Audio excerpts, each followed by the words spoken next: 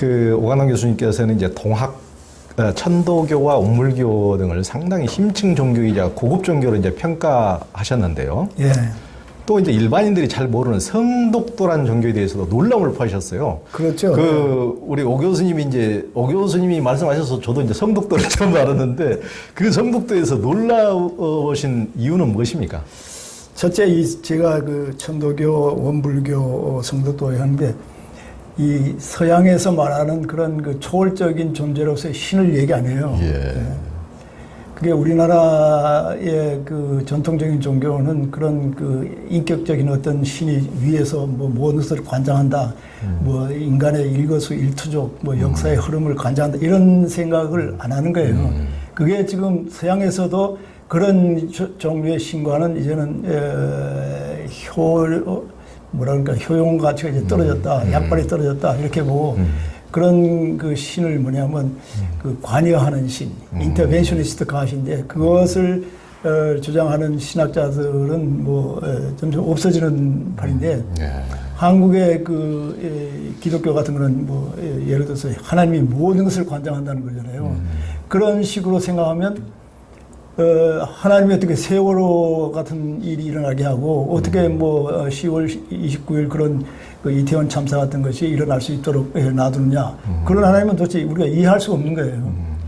그런 식의 하나님을 상정하지 않는 종교가 제가 보기에는 이제 그 천도교나 원불교나 성독도인데 특히 성독도는 잘 알려지지 않은데 제가 얼마 전에 그 캐나다의 총영사로 왔던 그 강종원 총영사라는 분이 제가 그 어느 잡지에 그 인터뷰를 했는데 그걸 보고 저하고 연락해서 한국에서 만났는데 캐나다 있을 때는 그 말을 안 했는데 한국에서 만나가지고는 성독도 얘기를 하더라고요. 근데 깜짝 놀란 게 성독도에서 가장 중요한 게 뭐냐면 인간이 중요하니까 인간이 해결해야지 하늘에 대하고 비는 것은 이건 말이 안 된다. 그거는 미신이다. 그 성독도 저 한번 가봤더니 그 벽에다가 미신 타파하는데 기도하면 안 된다는 거예요. 기복적인 그 요소가 없는 종교가 어디 있어요? 몇 개나 있겠어요. 그거 안 된다 그러고 두 번째는 하늘과 땅이 하늘의 은혜와 땅의 뭐 은혜 이게 둘 다 같은 건데 하늘은 뭐 높고 땅은 낮다 뭐 그래서 남녀 차별을 하는 것은 말이 안 된다. 하늘과 땅이 똑같은 것처럼 인간 그 남자 여자도 평등하다. 이게 그 경전에 쓰여 있어요. 그게 얼마나 그 신성한 거예요. 가톨릭만 같아도 뭐 여자는 뭐 신부가 될 수 없다. 뭐 기독교의 그 상당수의 그 교파들은 여자는 목사 안수를 받을 수 없다. 뭐 이런 얘기를 하고 있고 불교 같은 데서는 뭐 여자는 남자 그 비구 스님보다 비구니 스님은 그 제일 밑에 이제 시작하잖아요. 그런 식으로 남자 여자 차별하는데 여기는 뭐라 하냐면 그 하늘의 천은과 땅의 지혜는 일반이니까 남녀는 평등하다. 이게 딱 그렇게 그 말을 써 있어요. 그게 있죠. 세 번째는 그 천당 극락이 어디 있느냐. 네 마음 심지를 청결케 하면 그러면 거기에 천당 극락이 있으니까 죽어가지고 어디 간다. 뭐 이런 생각 하지 말라는 거예요. 와 이거 참 그 놀라운 거예요. 또 그 보면 이제 뭐 자기는 거기는 계속 뭐 삼강오륜도 얘기하고 뭐 그 유교적인 요소 또 불교적인 요소 또 무슨 이런 그 한국 종교적인 요소들을 자기들은 뭐 규합했다 이런 말은 안 하지만은 말한 걸 보면 그런 요소들이 들어가 있어요. 한국적인 것이. 그래서 제가 K 릴리전 한다 그러면 이 세 종교가 뭐 각각 나가면 되는 거예요. 하나로 합할 게 아니라 왜 그 K-팝에도 뭐 BTS가 있고 뭐 핑크 뭐죠 레이디인가 각각 따로 나가서 하듯이 이 세 종교가 각각 나와가지고 한국 종교에 이런 면이 있다는 것을 부각시킨 것이 좋지 않을까 생각했는데 어제 어디 그 유튜브에 봤더니 그 대종교도 그런 식으로 세계에 알려져야 된다 이런 얘기를 하더라고요. 대종교는 조금 그 조금 그 뭐랄까 민족주의적인 것이 강하기 때문에 어떨지 모르겠지만 하여튼 한국에서 나온 종교는 그런 신을 상정해 가지고 신이 모든 것을 결정한다. 이거가 없는 거예요. 천도교만 해도 하늘님을 믿지만은 하늘님이 내 속에 있다고 생각하는 거예요. 그리고 내가 바로 그 하늘님이고 나만 하늘님이 아니라 내 이웃도 하늘님이기 때문에 그 이웃도 하늘 섬기듯이 섬겨야 된다. 그게 사인여천이잖아요. 인내천, 시천주, 사인여천. 이 세 가지 그 요소는 정말 심층 종교에서 말하는 아주 중요한 세 가지 요소를 다 가지고 있는 것 같아요. 원불교도 말할 수 없고, 원불교는 깨달음을 강조하고, 그 소대산의 깨달은 날을 그 기념일로 잡을 정도로 깨달음을 강조하고, 또 그 가보면 그 동그란 그 뭐야 이론상 닦아놓고 뭐 밑에 뭐 과일인 이런 것도 없이 아주 깨끗이 그 하는 거 그건 너무나 그 정말 현대화된 그 종교가 아닌가 이런 생각이 들더라고요. 그러니까요.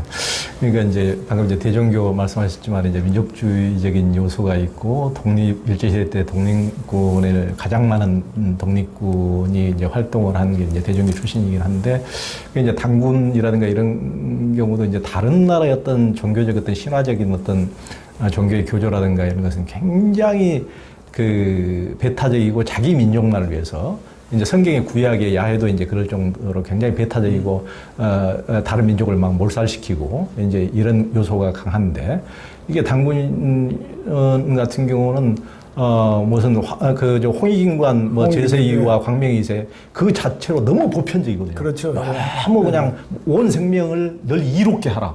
이게 편협하고 배타적인 구석이라고는 아무것도 없거든요. 그래서 이제 그런 면에서 대종교도 이제 당군을 이제 시조로 하는 그런 그러니까 예를 들면은 김구 같은 분이 기독교 크리스찬이 됐지만은 그분은 그 안창호 선생도 그러고 한민족 치고 대종교인이 아닌 사람이 없다고 그분들은 이제 그렇게 생각했는데 그런 신채호 같은 분도 그렇죠. 그러니까 어떤 대종교라고 그래서 어떤 배타적인 게 아니고 사회 동포주의이기 때문에 김구의 나의 소원이 이렇게 말해주고 있지만 나의 소원이라는 그래서 김구가 우리가 힘으로 남을 억압하는 것이 아니고 문화적으로 이렇게 보편적인 남을 이롭게 하는 이런 것이 진정한 강국이고 우리 한국이 돼야 될 나라다 했듯이 굉장히 사회 동포주의고 홍익인간적인 그런 면에서 굉장히 그 세계 보편주의적 종교로서 흠결이 전혀 없는 그렇죠. 저는 이제 그런 요소라고 이제 생각이 들고요. 이제 교수님께서 이제 성덕도 이제 말씀을 해주셨는데 종교인들이 이렇게 이제 발전하는 그 어떤 깨달음을 발전하는 과정을 이제 볼라치더라도 이제 동학의 이대 교주 해월 최시영 같은 경우도 처음에 이제 수도에 있을 때는 막 밖에서 뭔가 막 소리가 들리고 막 어떤 있으니까 밖에 있는 그 하나님인 줄 알았더니 이렇게 수도를 더 하고 보니까 내 안에서 이렇게 이제 드디어 이제 하나님의 음성이 내외가 이제 다름이 없이 이제 그게 이제 깨달음의 어떤 그 더 깊어진다 그럴까요? 오 교수님이 말씀하신 이제 심층으로 더 가서 안과 밖이 다르지 않는 어떤 경지로 더 이제 더 들어갔다고 그럴까? 뭐 근데도 보면 이제 불교에서도 뭐 한마음스러운 대행 스님 같은 경우도 처음에는 뭐 밖에서 뭐 막 어떤 신기가 어떤 좀 이제 폭발해서 그런 밖에서 있는 줄 알았더니 더 깊게 들어가 보니까 내 안의 주인공이더라 이제 이런 식으로 어떤 이제 변화가 되듯이 어떤 이렇게 더 깊게 이렇게 수도를 하고 더 깊어지면은 이제 밖에 어떤 다른 외부의 어떤 신적인 것이 있는 것이 아니고 내 안에서 이제 각성이 돼서 이제 깨달음이 되면은 이것이 나를 구원하고 우리 주변을 구원하고 이제 이런다는 어떤 깨달음으로 진화하는 것이 아닌가 이런 생각이 들고 특히 이제 동학이라든가 원불교라든가 성덕도는 그런 요소가 심층적인 그런 요소가 강하다 이렇게 이제 그리고 뭐 소위 말하는 그 재래 종교들, 큰 종교들의 독서 저항이 있잖아요. 아까 신권이라든가 대속신앙이라든가 무슨 그 여러 가지 뭐 세계 종말이라든가 뭐 이런 독서 저항이 결국 싹 없어진 그런 상태예요. 그러니까요. 이제 말씀하신 거를 들으니까 생각이 나는데 키르케고르라고 있잖아요.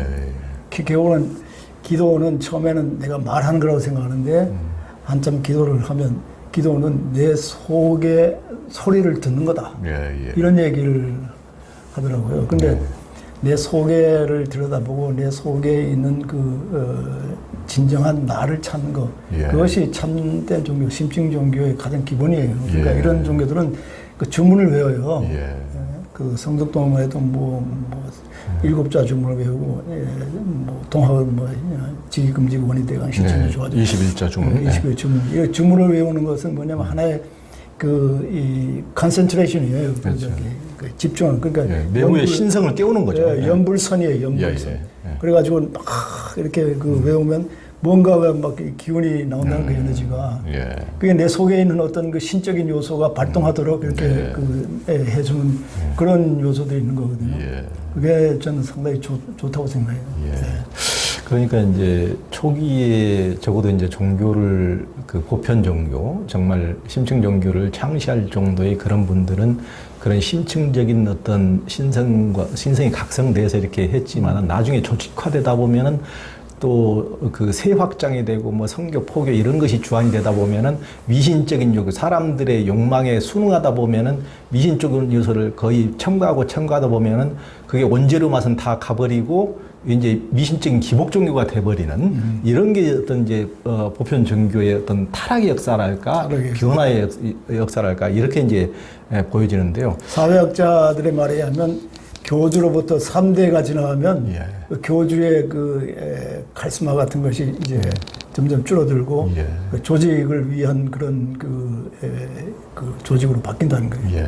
그 영성이 아니라 조직을 위한 조직.